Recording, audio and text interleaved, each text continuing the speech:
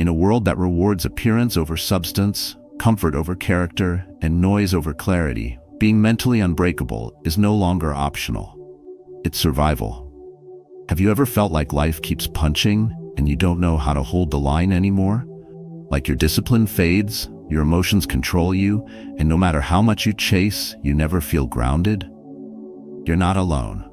Most men today are overwhelmed not by external chaos, but by an internal storm they were never taught to master. But the Stoics knew. They believed that true strength isn't built in ease, it's forged in fire. That freedom doesn't come from controlling the world, but from mastering yourself. And in this video, you're going to learn 8 brutal laws that do exactly that. Rewire your mind and make you mentally unbreakable. These aren't quotes to admire. They're rules to live by.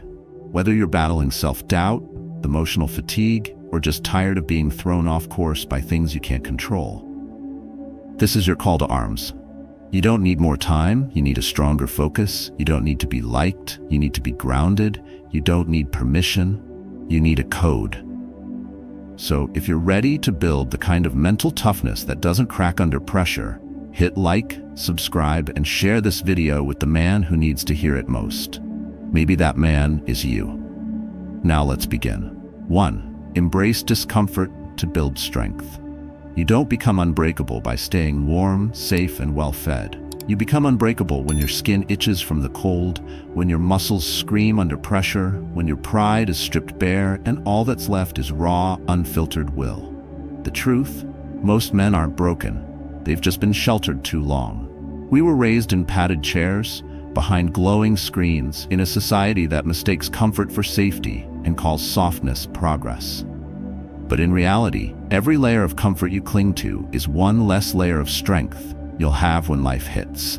The man who has never sat alone in silence can't face betrayal. The man who has never trained through exhaustion won't lead through chaos. The man who avoids pain becomes fragile, easy to break, easy to control. Discomfort, when chosen, becomes discipline. It rewires the mind. And that's what this law is all about. Not punishing yourself, not becoming a masochist, but recognizing discomfort as a training ground. A mental gym, a forge for inner steel. Think about it. Your greatest moments of growth didn't come when life was soft and easy. They came after loss, after failure, after rejection. The moment you hit the floor and something inside you refused to stay there, that's when the rewiring began. The Stoics didn't preach comfort. They practiced cold. Seneca would sleep on the floor, wear rough clothing, eat the simplest meals, not because he had to, but because he chose to. Why? Because when you train without luxury, you remain free from its control. Because when you've stared hunger in the face, you stop fearing emptiness. And when you voluntarily walk through the fire, no storm can catch you off guard.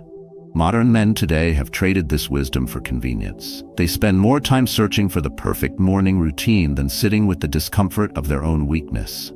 They delay the hard conversations. They skip the gym on the days that matter most, the days they feel least like going. They run from the cold, from confrontation, from silence, from failure, and then wonder why nothing changes. Here's the shift. Discomfort isn't your enemy. It's your mirror. It shows you who you really are when the filters fall away. More importantly, it shows you who you can become if you stop running. When you lean into discomfort, the hard talk, the cold shower, the moment of stillness when you want to scroll away your emptiness, you don't just survive it. You sharpen your edge. You build a mind that's resilient, not in theory, but in reality. And that's what makes you dangerous in a world full of men who crumble when life doesn't go their way. The next time discomfort knocks, don't flinch. Don't look away. Invite it in. Sit with it. Let it stretch you. Let it strip you of illusion. Choose one discomfort today. Small, intentional. Not to prove anything to anyone, but to remind yourself you're not here to stay soft. You're here to build something inside that can't be taken away. Because the only way to become mentally unbreakable is to stop avoiding the things that make you stronger. 2. Master your emotions before they master you. Any person capable of angering you becomes your master. Epictetus. That quote isn't poetic. It's a slap to the ego. It means that every time you lash out, flinch, retreat, or spiral because of what someone else says or does, you've just handed them the keys to your peace. They didn't take it, you gave it away. Most men today live like that without even realizing it. They are calm until the email comes, strong until someone cuts them off, disciplined until their plans get disrupted. But if your mood is a leaf in the wind of circumstance, you're not free. You're owned. We live in an age where feelings are worshipped, where emotions get the final say. But the Stoics saw it differently. They didn't suppress emotions. They studied them. They trained for them. Because they knew that emotional control isn't about being cold. It's about being clear. You can feel anger without becoming it. You can experience fear without folding. That's not a weakness. That's strength under restraint. And it's rare. The modern mistake is confusing emotional honesty with emotional impulse. Telling yourself, "I just need to vent," doesn't make you stronger. It makes you reactive. Stoics knew that the gap between stimulus and response is where power lives. They stepped back, even in chaos, and chose their next move with intention, not out of instinct. The man who reacts without thinking is predictable, easy to provoke, easy to manipulate. But the man who can pause, breathe, and respond with clarity becomes a different kind of force. The kind that unsettles people because he doesn't flinch. That's emotional self-control. That's what rewires the mind from breakable to grounded. Think of emotions like weather. You can't stop the storm from coming, but you can decide if you'll go out without a coat. You can train for it. You can build a home inside yourself that doesn't flood every time life throws rain. And that begins with awareness. Try this. The next time you feel the heat rising in your chest, anger, envy, irritation, don't act. Don't speak. Just wait. Breathe. Ask yourself, is this feeling useful right now, or is it hijacking my clarity? That small pause is where strength grows. You don't need to suppress your emotion. You need to slow it down enough to see it clearly. This isn't about being robotic. It's about being dangerous in the best way. Dangerous because you're not emotionally predictable. Because you're not rattled by noise. Because your power doesn't fluctuate with someone else's behavior. In a world where outrage is monetized and attention is stolen by reaction, your calm becomes your weapon. It earns respect without shouting. It walks into the storm without trembling. And it teaches others, without saying a word, that some men are built differently. Don't try to escape your emotions. Learn to master them. Then no one will ever own you again. Not your anger, not your fear, not the world. And when you walk through the fire with stillness, people won't just notice. They'll wonder what you're made of. 3. Abandon fairness. Choose power instead. You can do everything right and still lose. You can be loyal and still be betrayed. You can work harder than anyone in the room and still watch someone else get the reward. Fair? No. But here's the truth. No one wants to say out loud. Life doesn't care about fairness. And the more you expect it, the weaker you become. The more you cling to what should happen, the more unprepared you are for what will happen. From the moment we're boys, we're taught a lie in soft tones. Be good, and life will treat you well. But life isn't a balanced scale. It's a storm. And waiting for fairness in a storm is like arguing with lightning. The Stoics knew this. They didn't chase fairness, they chased resilience. They built inner strength, not because it guaranteed reward, but because it guaranteed survival. Marcus Aurelius ruled an empire during war, famine, and betrayal. His writings don't complain. They calculate. He wrote, "You can commit injustice by doing nothing." In other words, standing still while waiting for fairness can be its own form of failure. Stoic power doesn't come from hoping the world will play nice. It comes from knowing it won't, and showing up anyway. Too many men today walk around wounded, not because they were hit, but because they expected not to be. They expected that being good meant being immune, that effort meant outcomes, that loyalty meant security, and when the world didn't cooperate, they collapsed. But the unbreakable man does something else. He doesn't ask, "Is this fair?" He asks, "What now?" He faces betrayal, loss, rejection, and doesn't flinch. Not because he's numb, but because he trained for this. Because his peace isn't dependent on life matching his expectations. It's rooted in how he responds when life doesn't. Here's where everything changes. When you let go of fairness, you stop waiting. You start building. You stop arguing with what is and start taking responsibility for what will be. That shift is brutal, yes, but it's also liberating. You're no longer a victim of circumstance. You're a strategist in the chaos. So what do you do instead? You build skills so sharp, the system can't ignore you. You act with honor even when dishonor wins. You stand up when it's easier to fold. And when you're overlooked, you double down on growth. Not because you're trying to prove something, but because you refuse to be broken by the game. The next time you whisper, "This isn't fair," stop yourself. Replace it with, "This is fuel." Let it burn. Let it sharpen. Let it remind you that power isn't given, it's built in silence, when no one claps and no one helps. You don't need the world to be fair. You need to be strong. Strong enough to outlast the storm, outthink the chaos, and outlive the lie that fairness was ever the goal. 4. Control what's yours. Release what's not. The man who tries to control everything ends up controlling nothing. He burns out chasing outcomes he can't predict, people he can't change, and futures he can't guarantee. It's like gripping sand in a clenched fist. The tighter you squeeze, the faster it slips away. In a world that profits off your anxiety and steals your attention with every scroll, the ability to focus only on what you can control isn't just discipline. It's survival. You can't control the economy. You can control your skills. You can't control someone's opinion. You can control how you carry yourself. You can't control what happens tomorrow. You can control your effort today. That's the edge. That's where the unbreakable man separates from the crowd. While others spiral over news cycles and gossip, he builds. While others overreact to what they cannot change, he masters what's within his grasp. The Stoics called this the only true freedom, power over the self. Modern life tempts you to play God, to fix everyone, win every outcome, avoid every failure. But trying to be in control of everything is the fastest path to losing control of yourself. And when you lose that, you lose everything. Anger owns you. Doubt consumes you. Insecurity dictates your actions. And every day, you drift further from peace. Real power doesn't come from control over others. It comes from control over your reactions, your words, your energy, your focus. That's your kingdom. And everything outside that boundary, let it go. Not in defeat, but in strength.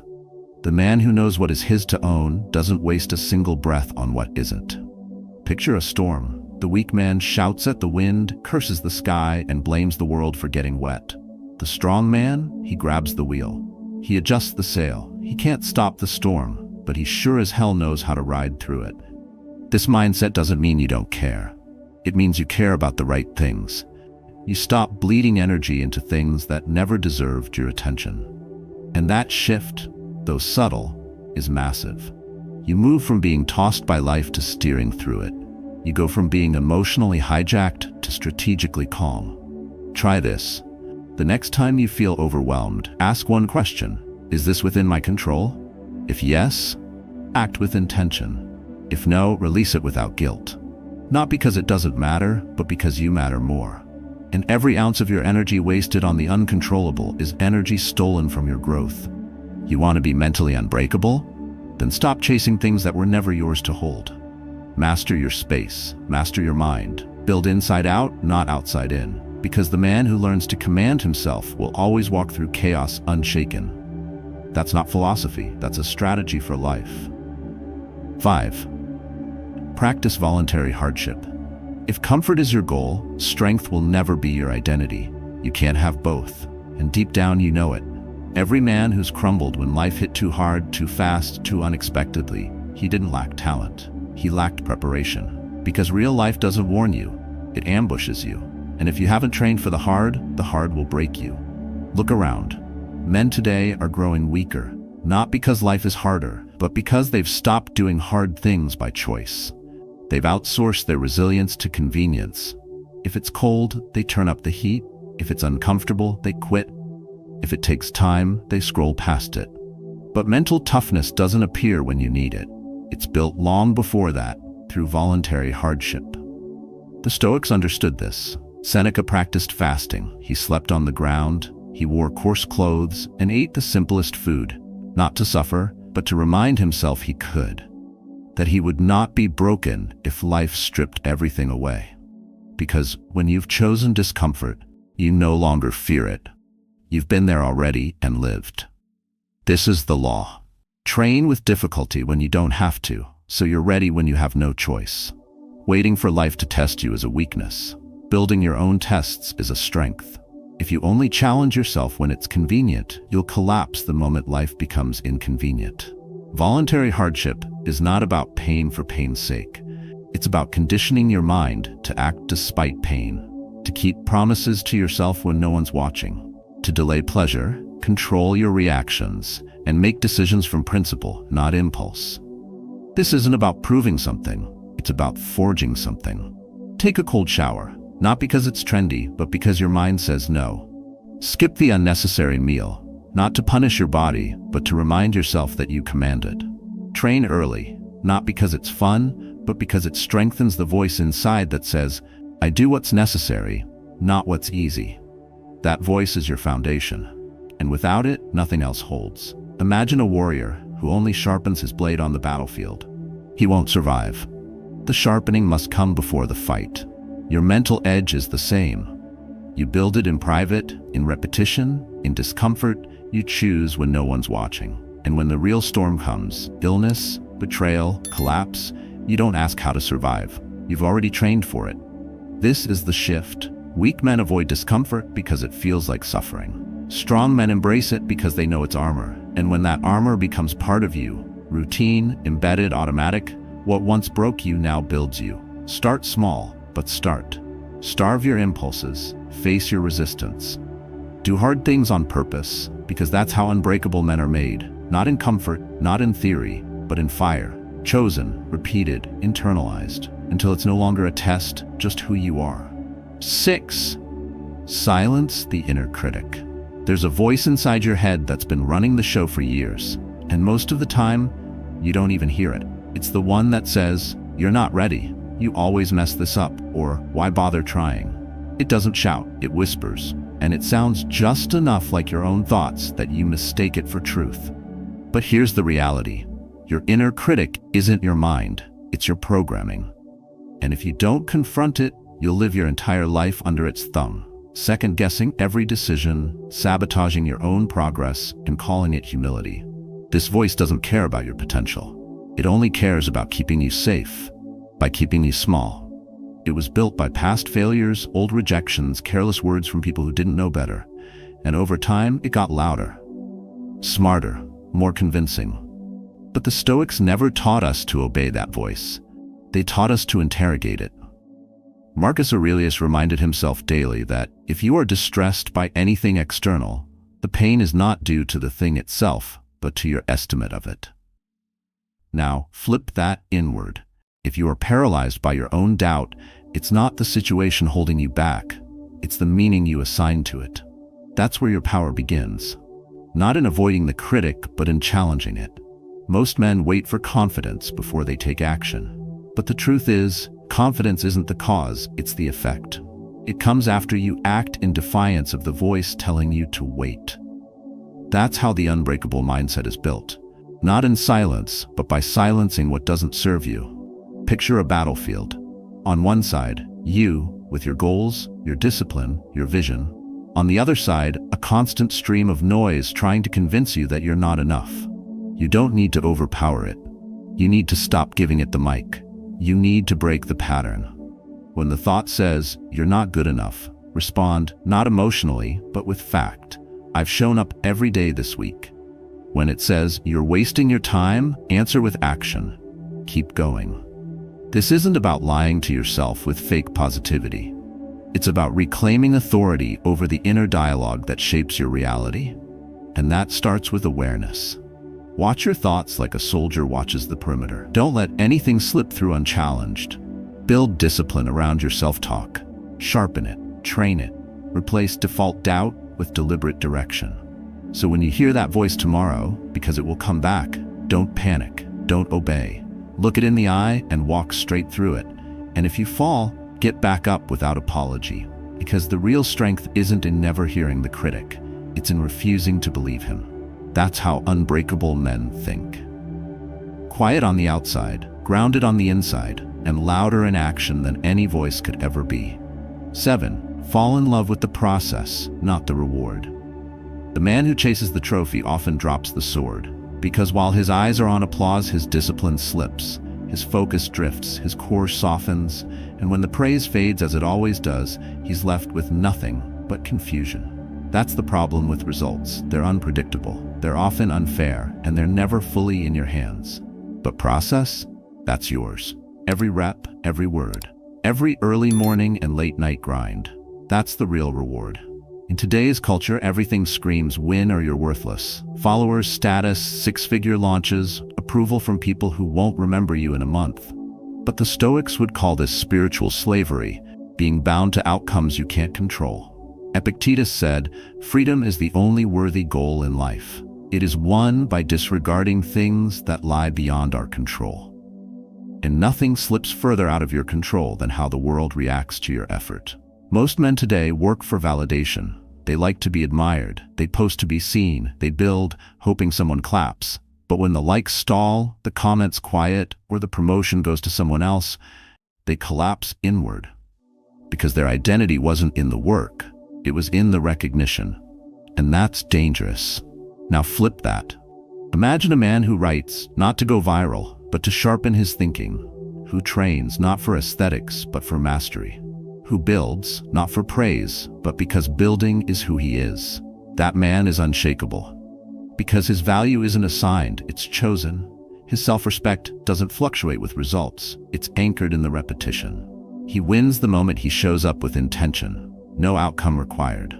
Falling in love with the process is not settling, it's upgrading your mindset. It means shifting your reward system from public applause to private integrity, from being seen to being solid, from craving recognition to craving internal proof that you kept your word. Try this. Before you act, ask, if no one ever knew I did this, would I still do it? If the answer is yes, you're in the right place. That's alignment, that's clarity. That's what rewires your mind to become mentally unbreakable. Because nothing outside of you has the power to shake what's built from the inside out. When you love the process, rejection doesn't rattle you, delays don't derail you, because you didn't tie your worth to what happened next. You tied it to the fact that you showed up fully. That mindset is rare and powerful and deeply magnetic, because in a world of people chasing, you become the one who already is. So write the paragraph, make the call, do the rep, even if no one claps, especially if no one claps. Because the moment you stop chasing rewards and start respecting your rituals, something shifts. The work becomes the win, the process becomes the pride, and the man becomes unbreakable, not because of what he earns, but because of who he becomes in the doing. 8. Live by virtue, not for validation. Strip away the applause, remove the spotlight. Imagine your efforts, your character, your daily choices, existing in complete silence. Would you still show up the same way? That question separates the grounded from the performative. Because in a world built on optics, the man who builds on values becomes unshakable. Most men today don't live, they perform. Every word is curated, every post calculated, every move made with someone else's opinion in mind. And the moment approval is withheld, they shrink. Because when your identity depends on validation, your power belongs to whoever gives you permission to exist. But the Stoics knew better. Marcus Aurelius said, "Just that you do the right thing, the rest doesn't matter." That's not resignation, that's liberation. Living by virtue means you act from principle, not pressure. It means your compass is internal, not reactive. You don't lie because the truth is inconvenient. You don't take shortcuts because the path is long. You don't bend your values to fit the mood of the room. And that, in today's world, is radical. Because let's be honest, choosing virtue is harder. It won't make you viral. It won't win you popularity contests. You might be mocked for doing what's right. You'll definitely be overlooked. But you'll sleep like a king. You'll walk with quiet power. And when chaos hits, you won't scramble to remember who you are. You'll already know. This is where mental toughness finds its root. Not in how loud you speak, but in how clearly you live. The man who lives for virtue doesn't need to be praised. His reward is his integrity. And that kind of character can't be bought, borrowed, or faked. It's built. In private, in quiet decisions, in hard moments when no one's watching. Think of a building. One built on appearance may rise fast, but it crumbles in a storm. One built on bedrock, tested, measured, aligned, outlasts decades. Your life is no different. When you trade validation for virtue, you trade speed for stability. And in the long run, stability is what endures. So what does it look like in action? It's keeping your word when no one will know. It's staying silent when gossip tempts you. It's lifting others without broadcasting it. It's being the same man in the shadows as you are in the spotlight. That consistency? That's where confidence grows. Not fake bravado, but deep, unshakable self-respect. And when the world eventually disappoints you, as it will, you'll have something no praise can replace: trust in yourself. And that trust becomes your armor. It guides you when everything outside is spinning. It protects you from becoming someone you're not, just to be accepted by people who don't even know who they are. Let others chase applause. You chase alignment. Let others seek fame. You seek truth. Because when the world watches or not, your standard doesn't change. That's how unbreakable men are made, not by being seen, but by being solid. In a world that constantly pulls you toward distraction, comfort, and emotional chaos, choosing to live by these 8 brutal laws isn't just bold, it's necessary. These aren't just mindset tips, they're disciplines, daily practices that shape the foundation of a mentally unbreakable man. They rewire how you respond to pain, how you command your thoughts, and how you stand tall when the world wants you small. You've seen how embracing discomfort builds strength, how mastering your emotions grants you freedom, how letting go of fairness gives you power, and how focusing on what's truly within your control restores clarity. You've understood the value of voluntary hardship, the importance of silencing the inner critic, and the quiet pride that comes from falling in love with the process, not the praise. And finally, you've been reminded that true resilience is built on values, not validation. But knowledge without application is just another comfort zone. The transformation happens when you begin to live this. When you wake up and ask, not what the world owes you, but what kind of man you choose to become. These habits aren't for show, they're for life, for the quiet moments when no one is watching and your discipline is the only voice that answers. So take one law, start today, live it fully, and then add the next. Build slowly, but with intention. Because the man who trains his mind, sharpens his discipline, and leads with integrity, he becomes the kind of presence this world rarely sees. Calm, grounded, focused. If you've walked through any of these challenges or started applying them in your own life, share your story in the comments below. Your growth could be the spark for someone else's transformation. This is your work, your time, and you don't need to be perfect. You just need to show up every day, unshaken,